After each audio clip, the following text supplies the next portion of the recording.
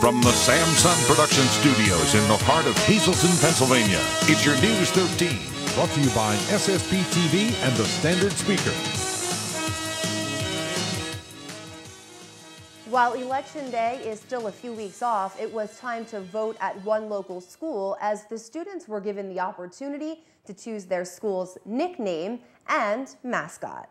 Good evening and thanks so much for joining us, everyone. I'm Kristen Bazinski.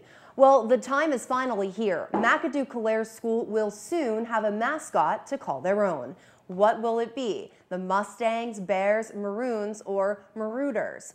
News 13 stopping by the school where Principal Matt Marnell was counting the ballots. About 250 students from McAdoo-Calaire's voted Tuesday, plus an additional 50 students from 7th and 8th grades who will be joining that school next year. Mr. Marnell said although the students were able to vote for their own mascot, there are some who felt passionate on keeping the Maroon name.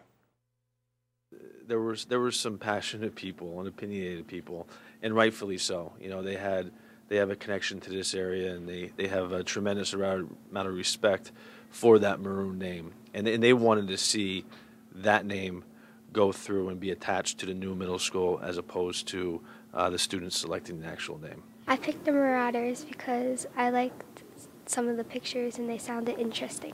I picked the Bears because I liked the way the picture looked. Yeah, there was a lot of good stuff there, and I had to choose one, so I chose the Marauders. It looks like it's going to be neck and neck between two of the choices, but it's still a little too early to tell. Now, the school board has chosen maroon and white as the official colors to honor the tradition from the previous McAdoo High School. The mascot was added to the school because of the addition of 7th and 8th grade students, making the school part of the PIAA sports. The ongoing debate will finally come to an end by tomorrow, and of course, News 13 will let you know immediately after the scores are all tallied.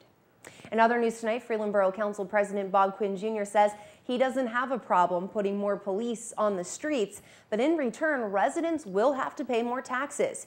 Quinn's comments come in response to a concern from a resident during Monday's council meeting that it took police over 25 minutes to respond to a reported stabbing over the weekend in the borough. The concern is, where is our protection? Where is our response to an incident with this happening or occurring, that our ambulance personnel can get into a scene and help an individual who is in need of medical treatment and medical care? The Pennsylvania State Police obviously was covering the area because we had no borough policemen that were on duty at the time. I don't know where we start here and where it begins, but I mean, I'm just concerned. Now, Freeland police were unavailable. State police were held up on other calls, and Butler Township officers ended up handling that call and clearing the way for emergency workers to treat the injured person.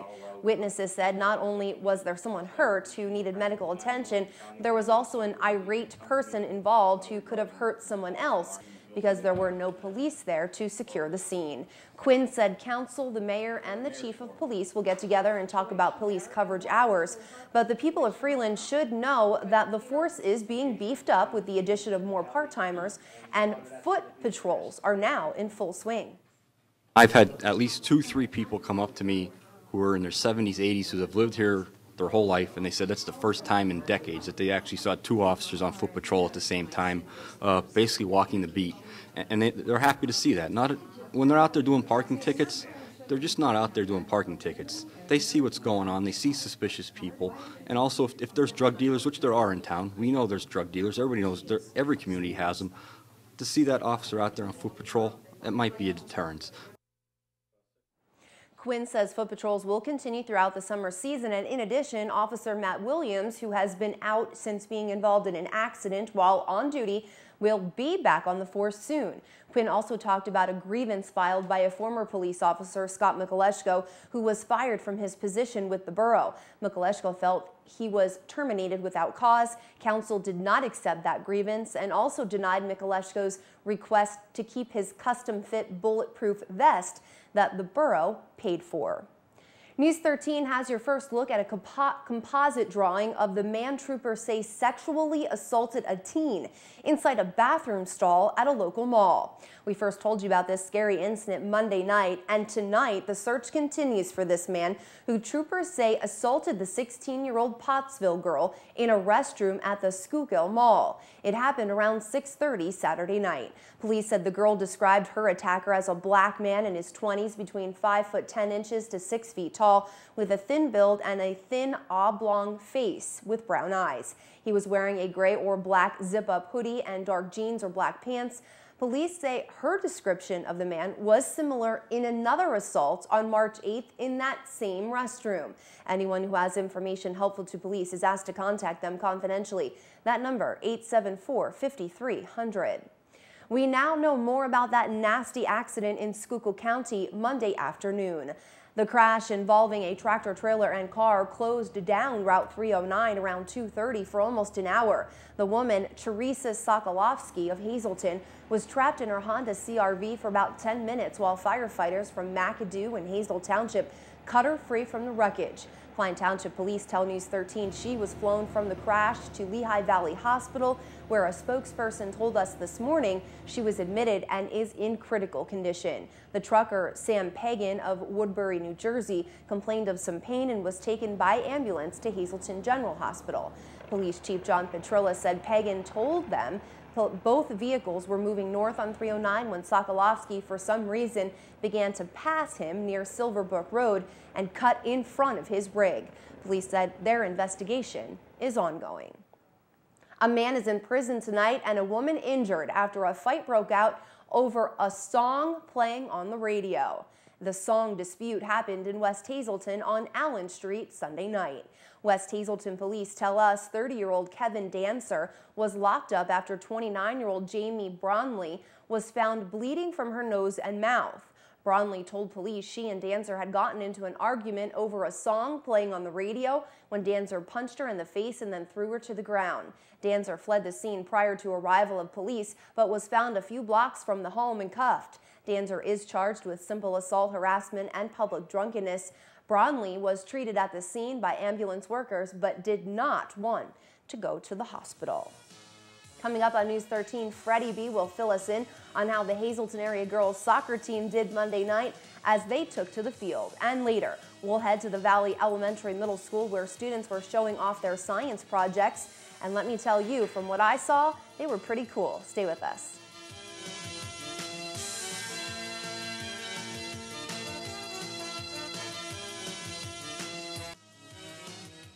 And tonight's winning midday lottery numbers for this Tuesday. Your daily number 418 Big 4 1670, Quinta 13496, and your treasure hunt 9, 10, 15, 23, 28. Good luck.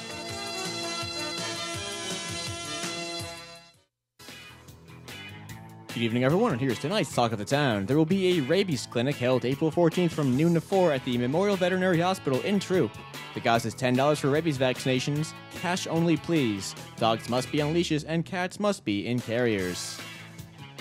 And there will be a pasta dinner presented by the West Hazleton Fire Company. This will be on April 21st from 1 to 5 p.m. at the 4th Street Pub. There's pasta, salad, bread, and handmade meatballs, and the cost is just $7 per dinner. Tickets are available from the Fire Company or from the 4th Street Pub. And that's tonight's Talk of the Town. News 13 extends our deepest sympathies to the family and friends of these recently departed. Bruno B. Belinsky of Beaver Township. All services will be held privately and at the convenience of the family. And Linda M. Schubert, formerly of Hazleton. The services were held on March 9th in Towson, Maryland. Tonight's obituaries have been brought to you by the Smilax Floral Shop on 15th Street in Hazleton. For your delivery to all local funeral homes, call 570-454-0111. And by Mia's. Don't settle for the second best when dining out. Discover Mia's new low-priced dinner menu for 2012. Remember, there's plenty of free gated parking in the Markle Building parking lot. Find us on the web at miasrestaurant.com or follow us on Facebook.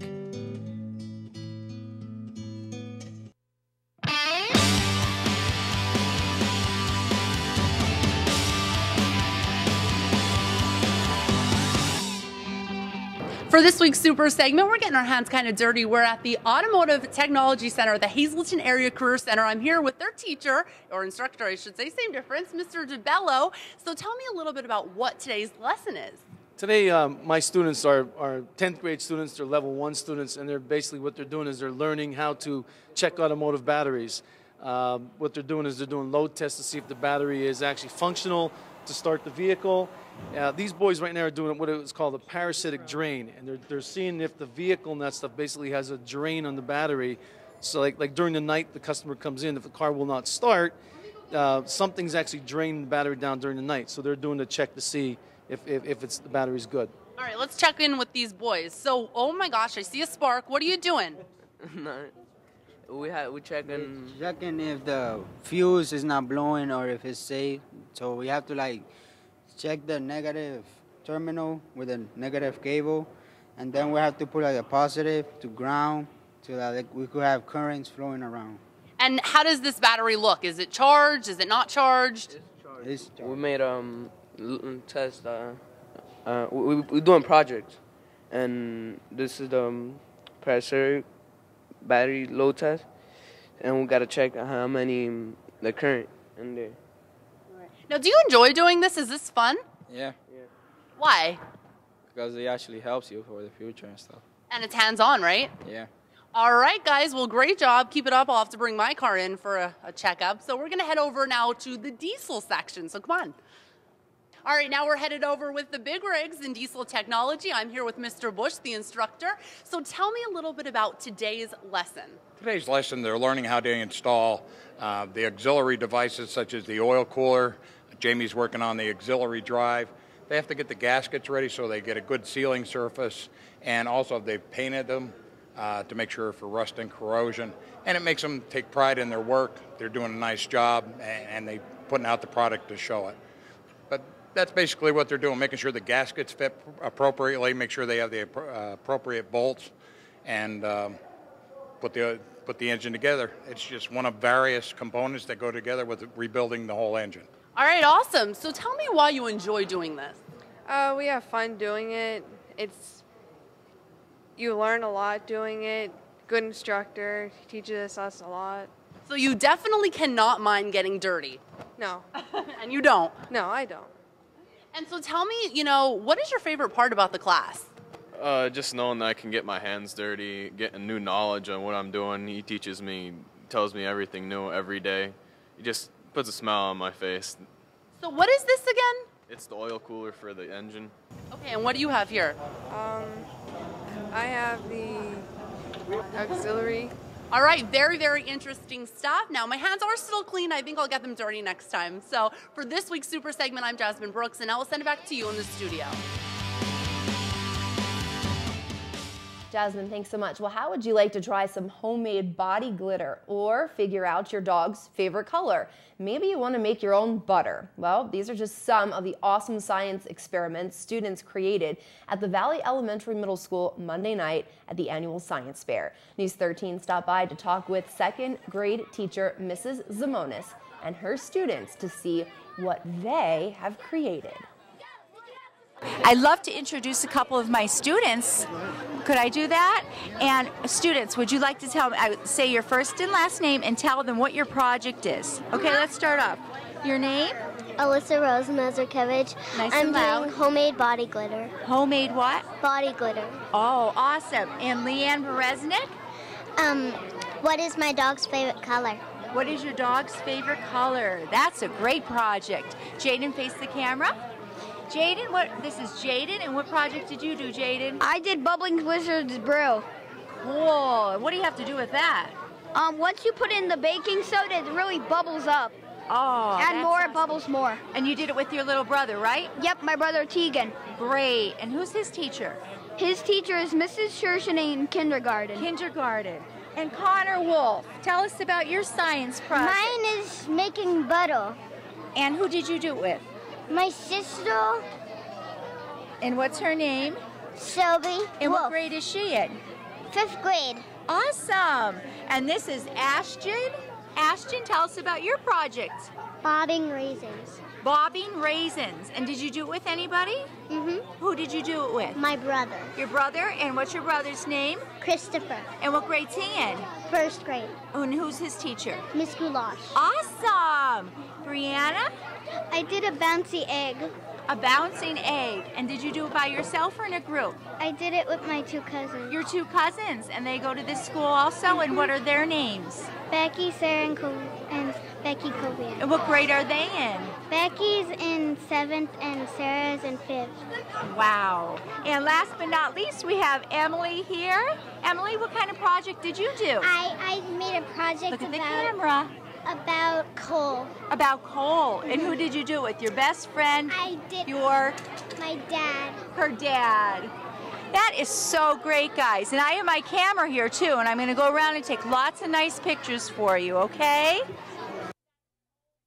Those are definitely some very creative science projects from all of us here at News 13. Great job to all of those kiddos at the Valley Elementary Middle School. They created things I couldn't even begin to think of creating. Congratulations. Time to check on the forecast for the next 24 hours, and we do so with the help of a creative condition from Marco Rosario, a 2nd grader in Mrs. Cheslock and Mrs. Smith's class. We have asked local school students to help us report the forecast by creating the conditions. Each entry we receive and feature on the air, the artist will in return receive a movie pass to check out a flick at Regal Cinemas. Marcos took us on a ride with Thomas the Train on this bright sunny day. Unfortunately, the sun could be hidden by some rain clouds tonight. Clouds move in and a chance of sprinkles on the way. Low down to 46. Mostly cloudy skies will remain with us for your Wednesday. And again, rain is a possibility and the temp is going to climb up to 60 degrees. So a mild day, but a rainy one.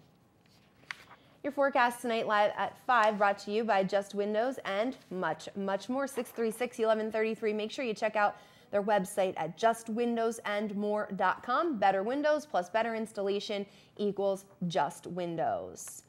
Also, Fagley Oil Company, Tamaqua and Hazel Township. Call 1-800-572-4925 or visit fagleys.com to find out how to make Fagley's Oil Company your oil company.